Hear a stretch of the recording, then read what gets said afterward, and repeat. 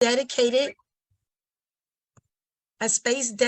to those whom we have lost to gun violence, specifically honoring the victims of the Sandy Hook shootings that took place exactly 10 years ago on yesterday, December 14th, 2012. My name is Jashawn Hill, and I serve as the Director of Clinical Services for Chicago Survivors, a nonprofit organization committed to the support, care, and healing practices proven to treat victims of homicide in the city of Chicago. I want to open by saying there is deep importance in providing spaces like these for us to gather and witness and honor the lives lost. As many times I hear on the front lines when I enter into the homes and their places of sanctuary, I hear from the survivor community, we feel alone. We feel forgotten, Ms. Hill. My story isn't the big headline. Will they remember my son, my daughter, my friend, my loved one? And when organizations come together and take the time to remember and remind all of us the importance of acknowledging the grave impact that gun violence has had on the members of our society, we are saying to those survivors, we see you, we support you, and you are not alone. And now I'll ask my most capable co-host, Yolanda Androzo, to extend our welcome. Yolanda. Thank you so much. Thank you so much. Yes, Yolanda Androzo is my name, and I'm here representing One Aim, Illinois. Welcome to the 10th Annual National Interfaith Vigil for all victims and survivors of gun violence. One Aim's mission is to educate, advocate, and organize to end gun violence in Illinois. And we do this work by educating the public about the problem of gun violence in Illinois and the evidence-based solutions that will and do save lives. It's such an honor to be a part of such an important event. As Jashawn shared, yesterday marked the 10th anniversary of the Sandy Hook massacre of 20 children and educators. This horrific event shattered millions of hearts across America and around the world. But the gun violence movement was reignited, and millions across America joined the fight to hashtag end gun violence. The month of December marks a nationwide effort to hashtag end gun violence and will be a time for powerful and collaborative efforts to educate our communities on the growing tragedy of gun violence in America. And through this event, the 10th Annual National Interfaith Vigil for all victims and survivors of gun violence, we collaborate with the allies in the gun violence prevention movement, engage more Illinoisans to join our efforts to reduce gun violence, and most importantly, ensure the victims and survivors of gun violence know they are not alone. We see them, we hear them. You can take it away, Jashawn. Thank you so much, Yolanda. And now we have a very special presentation by several members of the faith community.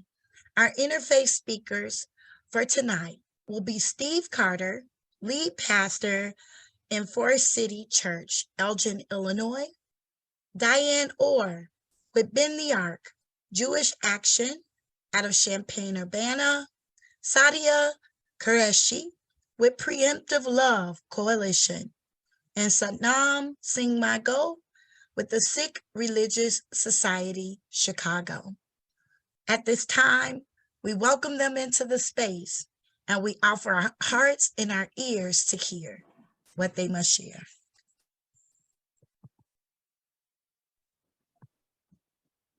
Well, good evening, everyone. My name is Steve Carter, and I live in the northwest suburbs of Chicago. And I happen to be in California right now, in the back of an Uber. And I didn't want to miss this at all. I'm headed I serve on the board for urban youth workers who are just trying to raise up urban leaders in some of the most difficult spaces in our country. But when I was invited to join from my friend Kathy, I didn't want to miss this at all. And I think about the gun violence that's happening in our world today. I think about even just the loss of Twitch last night by death by suicide. And we think about the compound grief that many of us feel as survivors, as family, as friends, as people who have lost. And I, for a number of years, have traveled to be with my brothers and sisters in Israel and in Palestine and working on peacemaking. And I'll never forget one day walking in Palestinian territory when a busboy at a restaurant heard me kind of talking about peace, and he started asking me some questions. And he could kind of tell that I had like a level of hope, a belief that there was another way, that there was a healthier way, that there was a picture of shalom or salam, or what we would call peace, as possible for our world. And he shared with me a word that I had never heard before. It's a word in Arabic, and it's fish mustaqbal. I might have pronounced that not correct, but it was a word that he told me meant we have no future. And I just remember thinking about that. A word that literally meant to them, we don't have hope for tomorrow.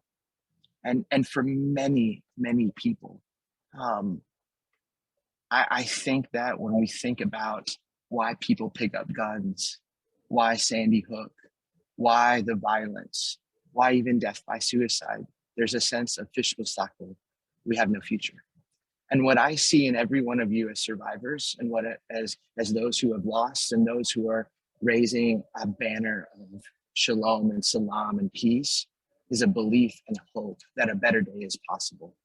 When I think it from my ancient text, where the scriptures teach me, is that we have to be people who choose life. We have to be people who are willing to stand up for life. We have to be the people who have to remember the lives that were tragically lost before us and have to carry their names, never forgetting who and what they stood for, what they embodied, and the tragic loss and how short their life was. And one of the ways that I am so inspired is hearing you all tell and share that another world is possible, that hope is something that is real, and that tomorrow we can have a future because we have to end gun violence. So to every one of you, thank you. Thank you for being here to remember 10 years ago, and thank you for not giving up on this dream, because we need to have hope, and we need to remember the names of those that were lost tragically and continue to fight on their behalf. It is an honor to be here. Thank you, thank you, thank you. I don't even deserve to be in your presence. It's truly seeing the names and studying some of these speakers that are coming after me. I'm glad I'm the opening act, because your mind is about to be truly blessed from those from Preemptive Love and the Jewish Synagogue in Champaign. So thank you, thank you, thank you. Grace and peace, everyone. And let's continue to paint a picture of hope for our world.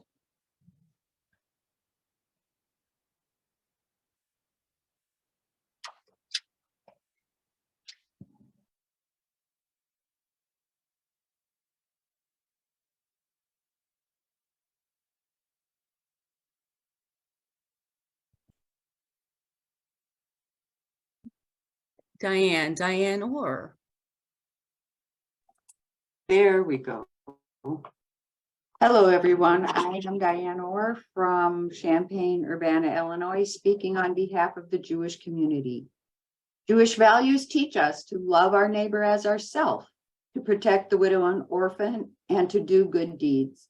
Yet the Torah, the first 5 books of the Bible, is no stranger to violence. In just the first book, Genesis, we have attempted murder, killing, and violence against women.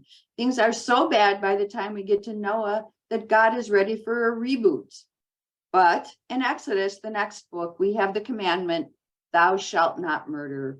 We also have in the prophet Isaiah, they shall beat their swords into plowshares and their spears into pruning hooks. Nation shall not lift up sword against nation, neither shall they learn war anymore. The Talmud, the central text of Rabbinic Judaism and the leading source of Jewish law and theology, also teaches, he who takes one life, it is as though he has destroyed the universe. And he who saves one life, it is as though he has saved the universe.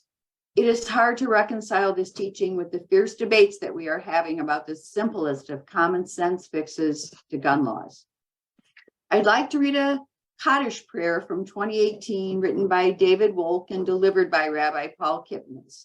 The mourner's Kaddish is the traditional Jewish prayer recited to show that even as their faith is being tested by their loss, those who mourn are affirming God's greatness. Yitgadal v'yitkadash shemei rabbah, exalted and holy be your great name. Yet little feels holy today. Another mass shooting, an incomprehensible horror. Too many dead and too many wounded, and we are left to mourn the dead, to heal the wounded, to wonder why. Yelma divarach hirute, in the world which you, God, created according to plan. But is this part of your plan, that death and destruction emerges from the free will you entrusted to us, that automatic gunfire rains down unceasingly, that people kill people using weapons we designed and created with the minds you accorded us? V'yam lich malkute b'chayakon uvyomechon. May your majestic love be revealed in the days of our lifetime. In your Torah we are taught, when Moses and the Israelites stood praying at the shores of the Red Sea, while the Egyptian army was bearing down on them, you called out to us, "Why are you crying out to me? Tell the Israelites to move on." So help us move on, not by forgetting this horror, not by explaining it away, but by blaming the easy targets, but by having courage to mourn the dead, heal the victims, bless the first responders, lead with love, change the laws and save lives. Yehei shlama rabba min shemaya v'chayim aleinu. May there be abundant peace from heaven and life for us.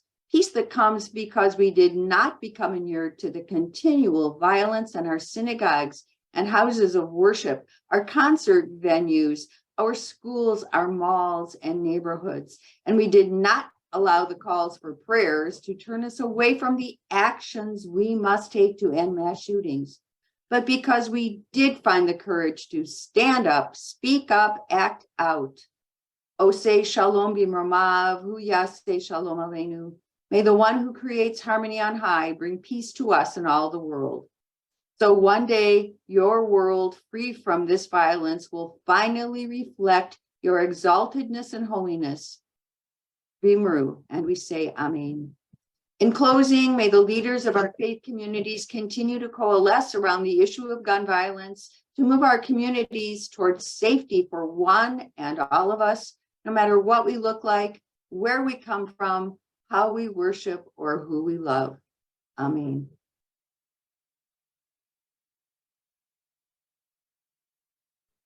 Thank you, Diane. That was so beautiful. Good evening, everyone. Thank you for inviting me and encouraging me to share my thoughts, my reflections, and my sincere empathy for the survivors and victims of gun violence, and specifically our Sandy Hook families. I come to you from Central Florida, actually, a community that is actually no stranger to the effects of gun violence.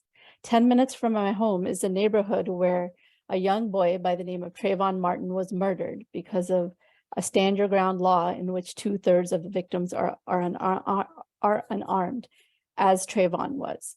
About 20 minutes from my home is a Pulse nightclub, where a knowingly unstable man legally purchased an assault rifle, and he used that to take the lives of 49 innocent souls, crushing the soul of a community. My daughter's good friend in college is a survivor of the Parkland shooting. Later that year, she lost her father during an armed robbery at their convenience store. To say that we have not been indirectly impacted by gun violence would be false. And the sad part is that I know that I am not out of the ordinary. In this day and age, the rampant disease of gun violence is infecting us all, directly and indirectly, physically, mentally, and emotionally. No one appears to be immune. I am coming as a Muslim American and as a peacekeeper, a peacemaker at Preemptive Love, whose mission it is to end war and stop the spread of violence. As a peacemaker, I know that bringing peace is often messy and not linear. It takes courage, empathy, and a desire to create a better world, a world of justice and equity, a world where we belong to each other. As a Muslim, I hold on to a Quranic verse, chapter 4, verse 135. Be upholders of justice and bearers of witness to the truth for the sake of God, even though it may either be against yourself or against your parents and kinsmen, or the rich or poor, for God is more concerned with their well-being than you are. Do not then follow your own desires, lest you keep away from justice. It is explained to us that it is not enough for us to uphold justice ourselves. We are expected to be the standard bearers. We are supposed to not merely practice justice in our own dealings, but to strive for its triumph. We have to do all what's in our power to ensure that injustice is eradicated and replaced with equity and justice. And as I think of this concept of becoming this pillar of justice, it seems often unachievable goal. And it kind of feels like it could be, but I really ask myself, what do I need to do to become that pillar? And what do I need to work towards to change the world around us? What keeps me motivated is an Islamic concept called barakah, which is the divine influence and divine blessing in the work that we do, so that the impact is greater than your expected outcome from your individual effort. What keeps for barakah to manifest itself in our work, it takes a formula. It takes good intention and consistent action. Another key here is to distance yourself from the worldly outcomes or results of your efforts. All you can do as a human is to have clear and good intentions, and then put towards a heartful effort required in the moment, and release yourself of the anxiety of the unknown. The future is not in our direct control. We ultimately try to go to bed knowing that we have used our talent to strive for a noble cause with good intent. Sometimes it's hard not to get frustrated by the slow results, the setbacks, the imperfections, but we know that we've put in the effort, consistent effort every day. And at the end of our time on this earth, when we meet our Lord, that is what we will be held accountable for. And this is my recommendation for all of us here, my dear survivors and victims, my dear activists, my dear educators and politicians. We need each other because we belong to each other. Do not be frustrated or discouraged by the progress or politics. I know it hurts, and often a win isn't win enough, or it's followed by 2 steps backwards. But when we go to bed, disconnect from the visible results we may or may not have achieved. None of that is really in our control. Rather, reflect on the consistent effort we put in every day and clarify our intent. Not only will this give us the energy to move forward daily, but we will be rewarded with the divine blessings that our efforts will give us results in an unexpected and perhaps even unseen ways. Thank you. Thank you, Sadia. And thank you, NWSOFA. Thank you, everybody, for being here. Most of you have already heard my story. I'm not just speaking on behalf of the Sikh community. I'm speaking on behalf of my grandmother, who's no longer with us, speaking on behalf of my mother and my uncles. When I was 3 months old, my grandfather, in an act of robbery at their convenience store, he was gunned down, he was shot in the head. And my grandmother, at the same time, while her husband was being murdered, was hit with the axe of the gun, and she was left renderless on the floor. And I think about that quite a bit, especially with everything that has gone on since Sandy Hook, and we see all of the gun violence around us. And I think in particular about Club Q. I think about Richard Fierro. I think about him a lot. And the thing that I've been thinking about him the most is how humbling he was in his interview when he's a hero. And one thing that I want to make clear, in Sikhism, we do believe in the right to defend yourself. And we do believe that morality dictates that he did the right thing.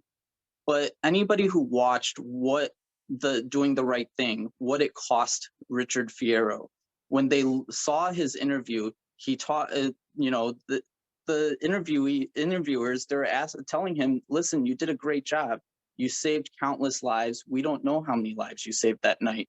And being asked to be a hero, he was in the right place at that time, as crazy as it is to say, because he was an Army veteran. He understood what combat was. But when you hear him speak, he talks about how the person he didn't bring back, he talks about his daughter's boyfriend, and he was not able to save his life. And he talks about the gentleman in the club that he was instructing on bashing the shooter's head in. And so he talked about the PTSD and the trauma that kid who should not have experienced violence and combat that night, what he's going to carry forward. And I think about my grandmother, how helpless she felt the night that her husband was murdered. And I think about what is being asked if we don't actually take care of gun violence, and if we don't actually take this as a call to action. What are we asking our people to do? We're asking them, on the one hand, it is morally correct from a Sikh and religious perspective, and most religions would agree, it is morally correct to defend yourself and to defend your community and to defend everybody in that club. But what are the scars? What is the PTSD? What is the trauma that all of those brave souls, those heroes, that we're asking them to be heroes because of our inaction on this issue? What are those scars that they have to carry through? And what was my grandma ever going to be capable of doing? If she's being asked to be a hero to save her husband's life, then this is just something that is not possible for many. So I want all of us to reflect on what we're asking people by not taking action on gun violence. So with that said, I would like to invite all of you to join us in a moment of silence as we ring a bell 26 times to remember the 20 innocent children and 6 adults who lost their lives at Sandy Hook in 2012, and over 1 million Americans who have been killed or injured by gun violence since Sandy Hook.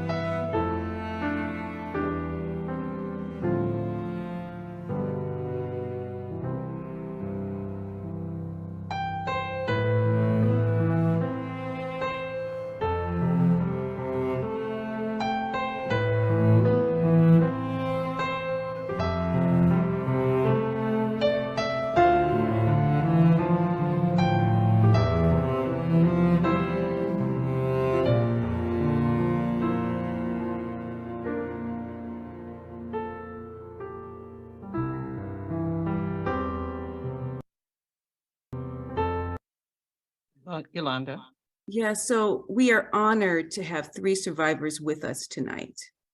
And I'm going to introduce them all together. I'm Maria Pike of Chicago Survivors, Tangela Jones from Moms Demand Action, and Mary Long of Sacred Ground Ministries. We are looking so forward to hearing your stories. Thank you. My name is Maria Pike. I am on the board of directors of Chicago Survivors, and I also am a member of Moms Demand Action City Gun Violence at the state level. My story began on August 3rd, 2012, when my son was trying to park in front of his new apartment in Logan Square. He was shot multiple times, and his life actually changed my life forever as well. Normally, we moms and dads, we're the ones who go first. But in my case, as is the case of thousands and thousands of parents in America, they are waiting for us. They're waiting for us in heaven. We should be the ones waiting for them. I have worked for a long time in efforts to not honor him, but also make sure that other lives are not wasted with the gun violence that exists and persists in America. What is astounding is that although Chicago had 835 murders last year in 2012, actually the most dangerous city in Illinois is Danville. So no community is free of gun violence. I recently went to the Vigil in Washington, D.C. that happens every year. And that's the space where a lot of our, it used to be 100% of survivors gathered together to find a spot where we can actually grieve together and in a safe space. And what I found this year was this. There were a lot of new young people with us. And it turned out that they were members of the youth of the Newtown Action Alliance. Almost all of them were survivors of Sandy Hook. I was really taken aback because those 6 and 7 year olds have become teenagers. And they, next year, a lot of them are going to be able to start voting. And I felt a little bit of I felt that I had not accomplished what I had said to accomplish 10 years ago. But I also was so proud of young people who lost their childhood basically alongside their generation across America, because now they had to learn to exercise on gun violence prevention at their schools. They have to do drills that we didn't do when we were growing up. So that has to bring some anxiety into their lives. And then, you know, they are the ones who are going to carry the torch when we no longer can. And I met Maxwell Frost from Florida, 25 years old, the youngest representative, who grew up in this kind of madness, who knows what we're talking about, and who's willing to take the NRA and the members in Congress who are not doing anything that does not benefit them.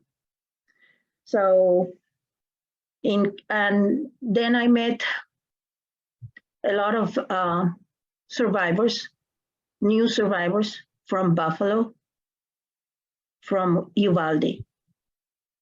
There was a dad, the Cazares family, his daughter had been murdered in Uvalde, and his younger daughter, older daughter, was going to be speaking at the event, and she did. But what broke my heart was how much pain the father had. The mom was just completely frozen, I think, in pain, but her husband could not stop crying. He just couldn't stop crying. So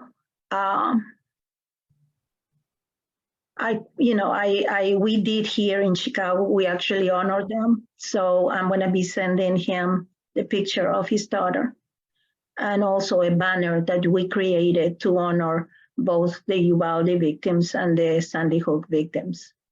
Almost 10 years apart. What does he say about us?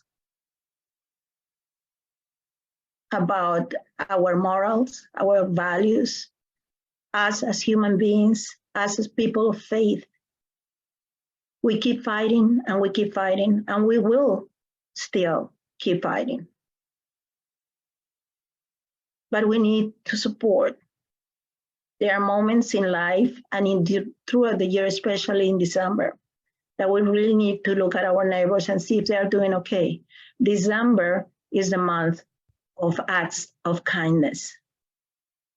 And we have been honoring with action all these years, and we will keep doing the same.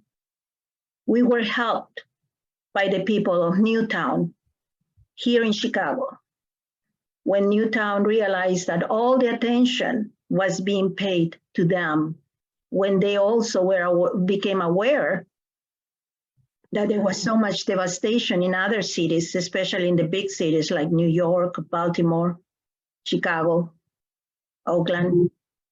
So they reached out to us, invisible as we were, the invisible survivors. And they brought us to Congress. And they taught us the ropes. And Congress was stunned that we were normal people. We didn't have horns. We didn't wear gangsters. We were not gangsters killing each other. We were just parents who loved their kids, who wanted justice, who wanted to change the loophole, to eliminate the loopholes that still exist here with guns. That's all we wanted. So 10 years ago, I, as a survivor, started this walk, and I am forever grateful to the people, to the city of Newtown, to the Newtown Action Alliance for seeing us. We were not alone because of them. And we learned a lot all these 10 years. We're very sad to remember that assault weapons are still okay in this country. Both the Uvalde children and the Sandy Hook children were shot. The Sandy Hook children were shot more than twice. I cannot imagine. It was very hard for the parents of the children of Uvalde to identify their children. They had to have DNA kits. And probably the same happened at Sandy Hook. How could we live with this still now? But today is a moment to give thanks for all the people who joined us across America, who decided that they were going to fight for us. We could not have accomplished as much as has been accomplished in America without each other. We belong together. And it is our duty to serve. In the Sikh community, they know that I admire them so much, is that serving is is what they must do, not because of their own self-interest, but because it's the right thing to do. We serve without greed, we serve without ambition. We must serve that way as well as here. When Satnam was talking about Mr. Fierro, I thought the same. I thought Mr. Fierro is a man who serves. He doesn't want attention for himself. He did the right thing because it was the right thing to do. And the boyfriend of his daughter saved her life. He died in the process. Mr. Fierro could have taken care of himself, but he didn't. He did exactly what needed to be done. So 6,600 people have been killed in Chicago since in the last 10 years. And we keep fighting. And I also thank you because we keep fighting together. We're in this together. All of us love our children in the same measure as we grieve them if we lose them. And we understand what fatherhood or motherhood is. And we will keep fighting. And I thank you. And we actually want to tell all of the survivors that they are not alone and that we honor with action. Thank you. Good evening, everybody. My name is Tangela Jones, and I can say my journey began as far as trying to find purpose in 2016. My son was murdered on March 18th. He was basically shot in the head 5 times, and his body was dumped in an alley. So since that day, I've been trying to find some purpose through that pain. Some days I get up and I feel like I'm not doing enough. And some days I feel like I can't do, or I'm doing too much. The grief kind of takes control. There is no set day that I am perfectly balanced. One minute I can be okay, and the next minute I may be crying and, hysterical. And it's a battle of just trying to survive. So I have, since then found that crafting kind of helps me through my crisis. So in order for me to get through what I need to help me, I kind of help other moms. So I make things for other people that are going through the same pain. So that kind of helps me with a little bit of fulfillment and purpose. I know that through pain comes a purpose, but I still have yet to find what that is, because I've learned that I'm struggling with this grief and I'm stuck in it. And it's kind of hard for me. So on a day-to-day basis, my whole world since that day have been turned upside down. A month later from then, I haven't been able to work. So I've been literally out of work and suffering a couple of illnesses since that particular day. And I'm learning that it's because of the grief. If you don't speak out about it, if you don't have God, you can't survive. And the support, having people that, are on this Zoom call and the other people that surround me to help me is actually what gets me through to hope that better days are coming for me. So I'm trying to, I guess I started a little business in honor of my son so that I can continue to do some things that will help myself as far as my, financial stability and my grief, so that I'm not stuck in this, because it's a battle every day. Some days I'm even dealing with depression because of this, and it's so hard. And you have to forgive me, I'm a little bit emotional because this day around the holidays are so much harder. And even to watch his kids because one of them wasn't able to meet him. And I have to speak to my grandson about where his dad is and the reasons why he will never be able to attend an assembly or teach him how to ride a bike or, just get to know him. And it's an unfair world that we're living in, and we're stuck with this forever because it's never going to go away. I can't watch the TV as far as the news because if I hear something about someone else's child, it takes me back to mine. And I feel that mother's grief on top of what I'm already feeling for myself. So it's just so hard to cope on a day-to-day basis. And I'm learning that support groups, being on the phone, surrounded by other people that are going through the same pain that I do, kind of helps me because I no longer have to explain to them why I'm not okay at this moment or what's wrong. Because if I'm around someone other than a person that hasn't lost a child, most times they'd be like, well, are you okay? I'm never going to be okay. It's never going to be okay. And something has to be done because it's just so hard and a lot of us are suffering silently. And I think that's the biggest problem, that we're suffering in silence because we feel like nobody really understands. We can't say that no one cares, but even the work that, we do, it seems like it's not enough because there are kids still dying. And with me, I learned that it's hard for me to even continue to parent with the other children that I have because there was one that I couldn't save. And I'm not sure if I'm the only parent that feel like that, but it's hard for me. So every day I have to get up and continue to fight just to be here to make it another day, to find another purpose.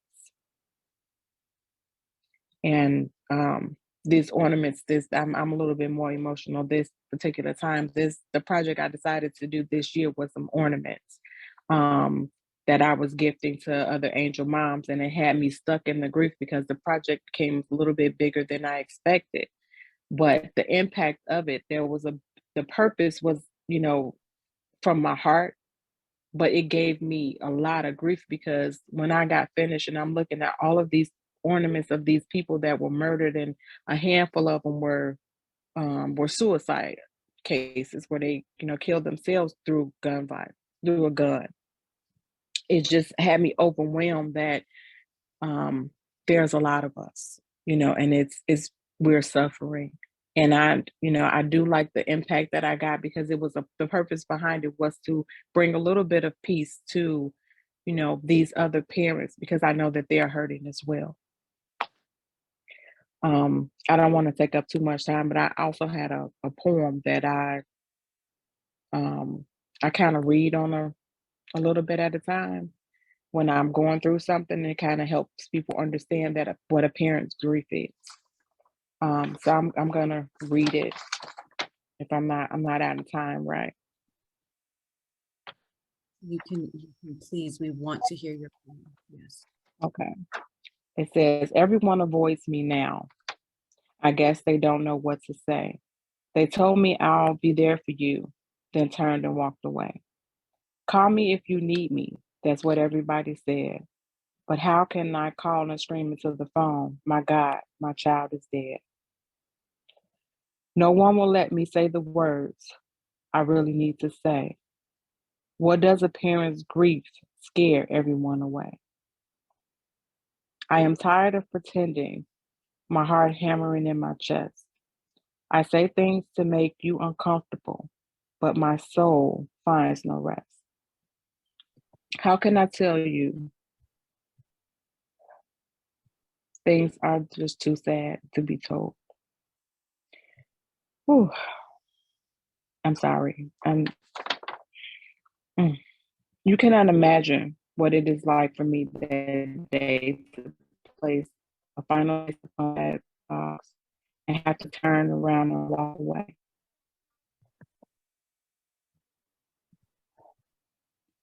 Sometimes we run into people that try to say the things to us that they think may be helpful, And most of the time, those things are something that kind of offends us moms because it's the wrong thing.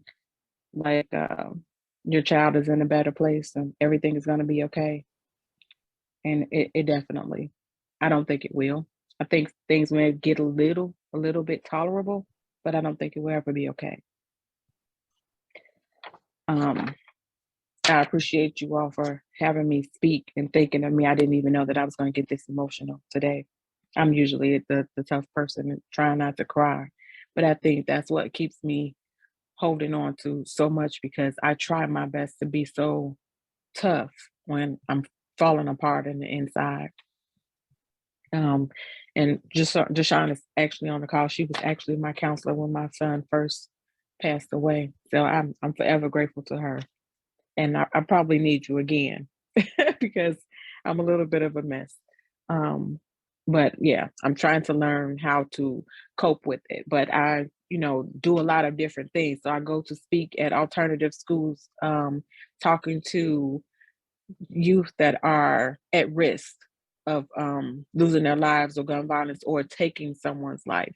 So I go speak because I too was a foster child. So I understand that those things make you a little bit more easy target, for situations to be in, like, the situation I'm in.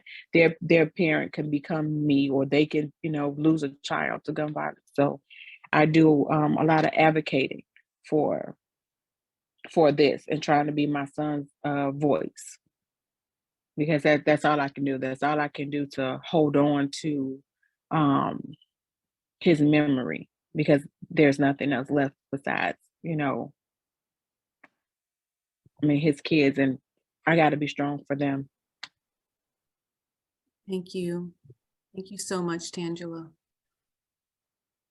for sharing not only your story, what you're experiencing, but your poem, your poetry. Thank you so much. You're welcome. Mary Long. Hi everyone.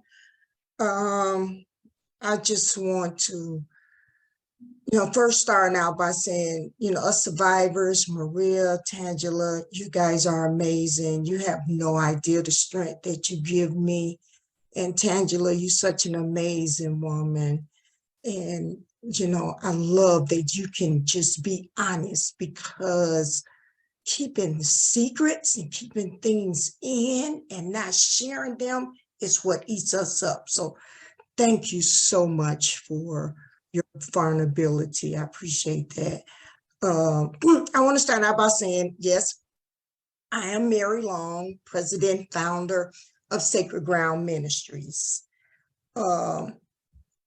Sacred Ground Ministries is a violence prevention organization on the south side of Chicago in the Grand Crossing community.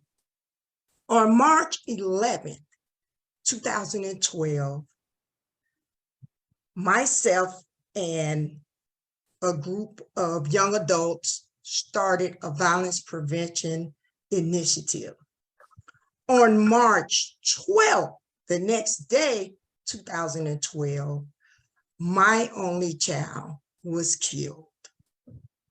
Never have I been confused of what my purpose is and what I'm called to do. There is no coincidence in this world. I just don't believe it is. And, losing a child is, like Tangela was explaining, the pain is undescribable. The hurt never stops. The grief is always there. People often don't say the right things. And it's like the breath is actually just sucked out of your body. You just stop everything. You stop breathing, eating, sleeping. It's such a process, because you not only lose a child, but you lose yourself. So in losing myself, most people that know me, I'm so glad that this is an interfaith space. because this is what it's going to take for us not just to fight, but to win. We want to win. And the interfaith community, I believe, is the only way that we can win. Most people that know me know that I love God. I love a space of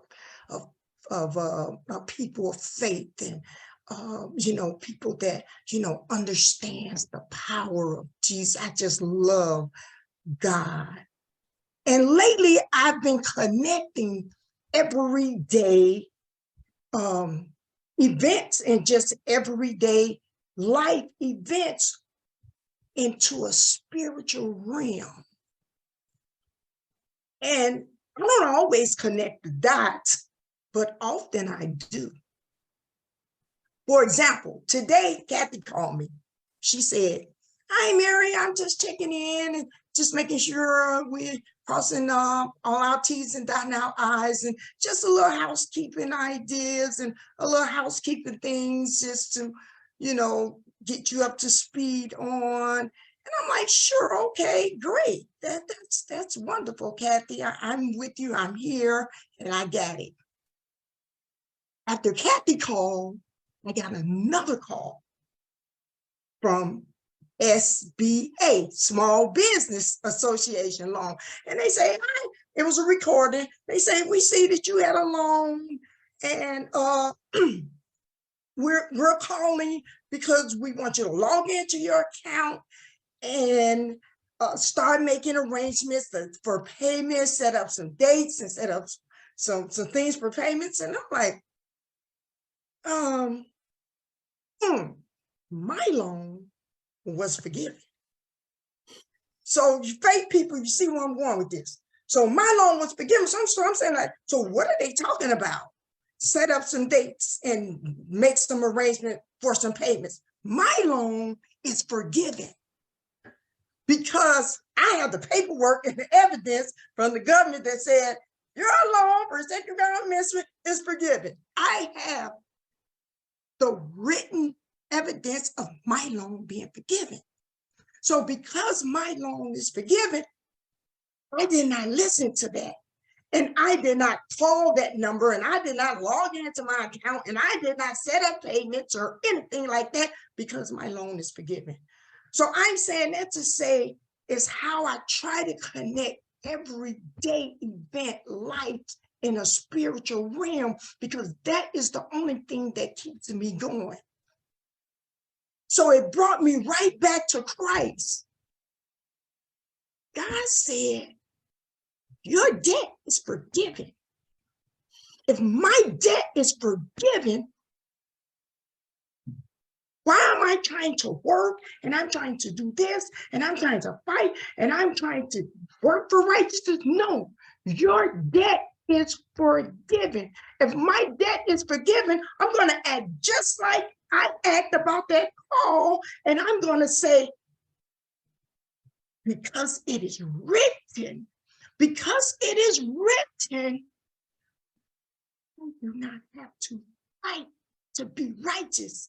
It's already done for me. It is forgiven. So I'm saying all of that to say the realm that sacred ground operates from. Sacred Ground Ministries operates from the realm of grace. We operate from the realm of gratefulness, and we operate from the realm of thankfulness. And we take all of that gratefulness of what's been done for us into the world and into the lost and into the schools and into the at-risk youth.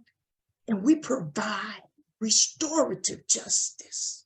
We provide peace circle, career coaching, mentoring. We provide parent engagement, a wraparound service. Why? Because we understand that it's not about our works. We do not work to be right or to get right. It is a byproduct of what's already been given to us. It is the reason for this season, which is the gift of Jesus. And that gift allows sacred ground to forgive, just like my debt was forgiven, just like Jesus forgave us, and to love, and to understand, and to support. So with that, I would just like to say, I love interfaith organizations. I will always be a part of the annual vigil, because not only is it 10 years for Sandy Hook, but it's 10 years for over 500 homicides in Chicago in 2012. And one of my favorite quotes that I'm gonna end with Dr. King, and he say, injustice anywhere is a threat to justice everywhere. And I thank you. Wow. Wow. I just want to say I am so humbled and thankful for every testament of each survivor who has shared. Their messages moving, instrumental. And even the faith leaders who've been with us on tonight, moving, instrumental. And so as we move forward and we commit to ways that we honor those we lost with action, let us be reminded of those who remain, their loved ones, their friends, their neighbors, their classmates, co-workers, who have now been impacted by the ripple effects of trauma and tragedy due to gun violence. May we be intentional about our support to those who will inherently develop symptoms related to PTSD, the complicated grief that you heard from the survivors and even some of the other witnesses in the interfaith, and an array of expressions related to a deteriorating mental health because of what happened to them, not what's wrong with them, but something happened to us. And this understanding and intentionality regarding wraparound support for survivors and our mental health, let it lead us to causes that explicitly express and fund the healing trajectory of our communities while impacting the disruption of violence. That's the direction we need to be headed. That's the direction I believe we are headed.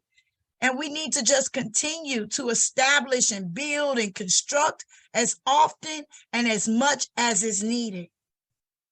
Dr. Bruce Perry, an esteemed psychiatrist, an author who I love to read his work in neuroscience, says, your own experiences and the echoes of your ancestors' experiences influence the way you think, feel, and behave. They are major determinants of your health. And being aware of this can help us remember that everything we do right now is going to echo into the future. Our actions matter. We are impacting the next generations. So are we being as mindful as we could, end quote.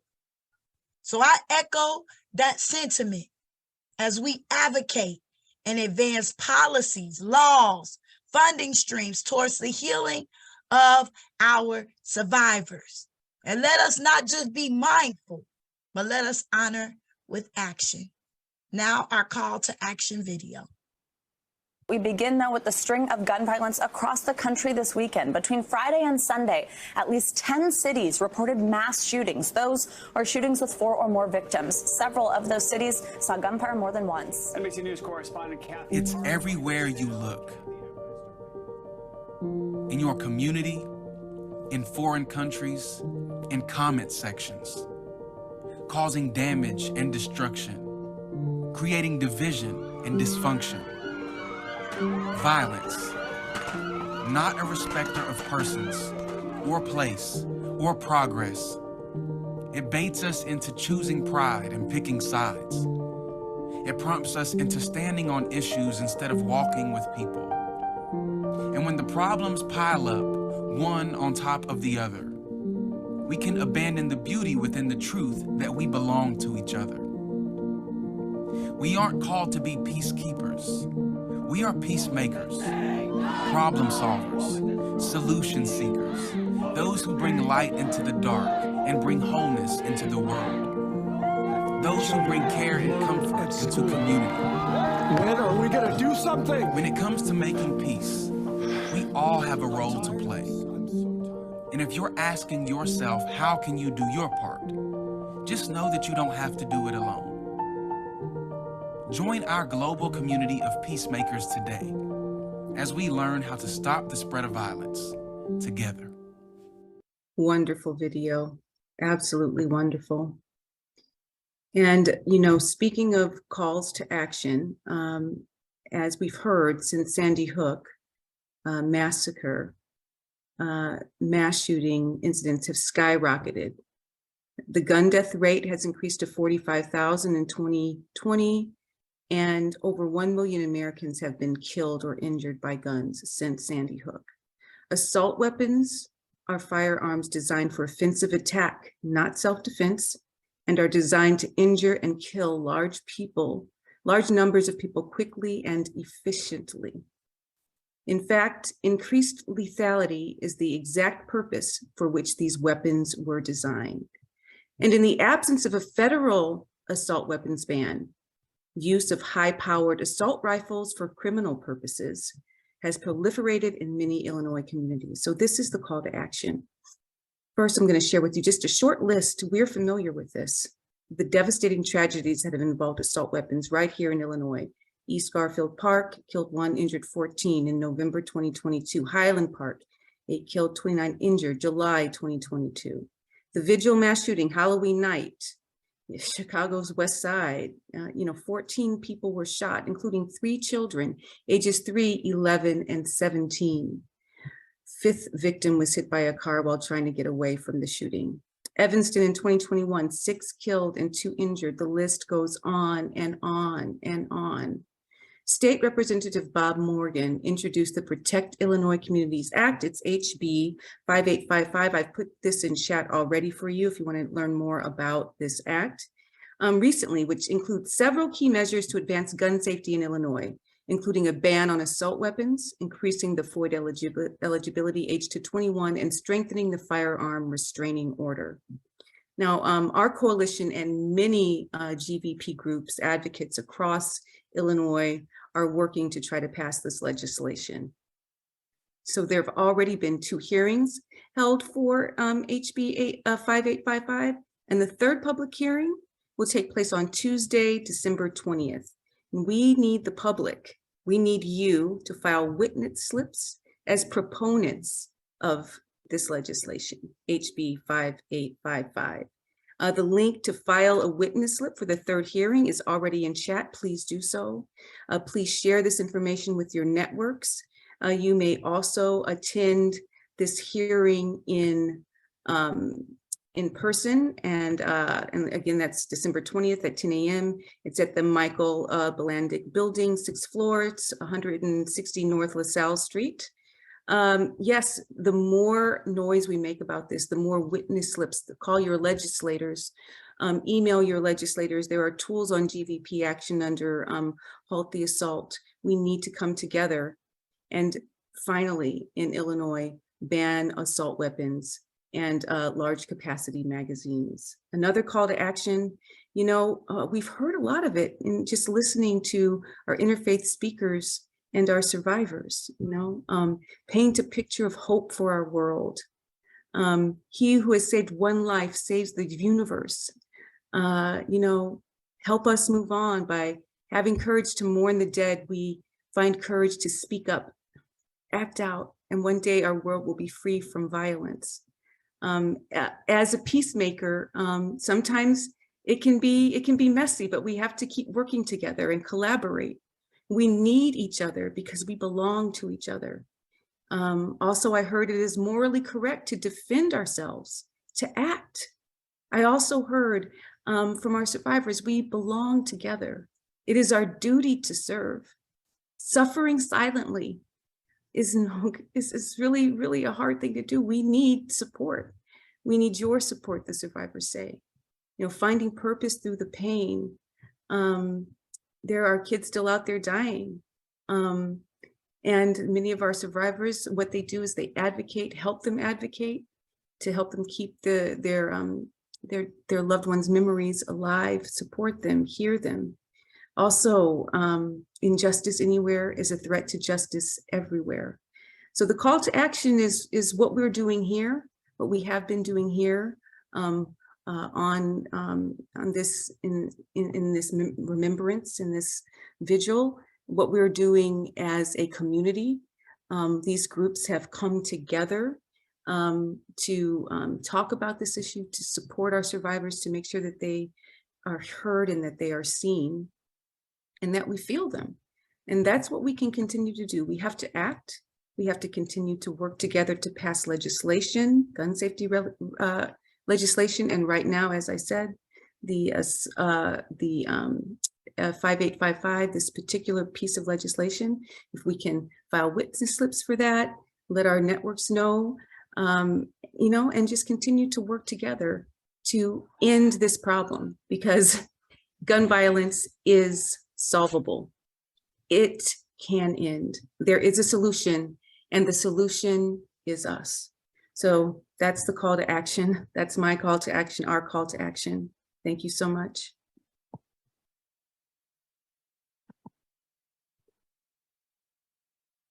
Thank you, everyone, for joining us.